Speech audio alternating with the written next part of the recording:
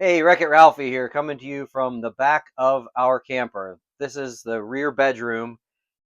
This is where my daughter Maria sleeps. She's 6.5 now, and these past couple years she's been climbing up and down onto these top bunks, and I never had any rails.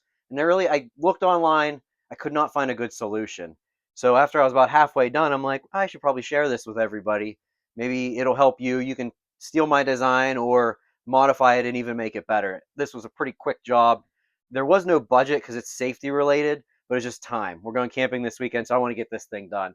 So this is all this is. I use 3/4 inch conduit, and I have a hand bender. This is thin wall steel conduit you can get at a big box store, and then I end up spraying it black so it looks nice in the camper, and it's cheap galvanized on there. I didn't want that stuff rubbing off, but I took couplers. This is just a regular steel couplers, not real good paint job on those. I drilled straight through it, so there's a larger hole and a smaller hole. And how that works is you're able to put this against the rail and drill, I'm using roofing screws.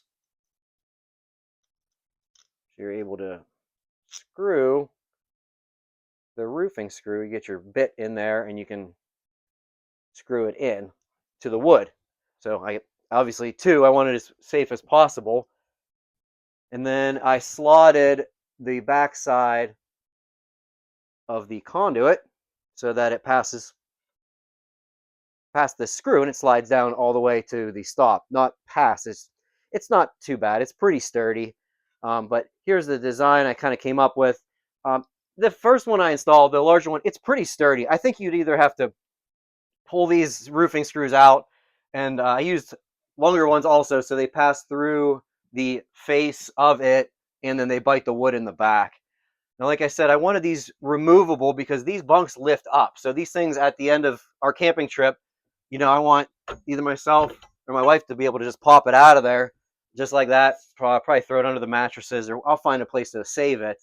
And then when you get to your camp, you fold your bunk back down, it comes down, and line up either side. It actually pops in pretty easy. My bends aren't a perfect 90, they're close.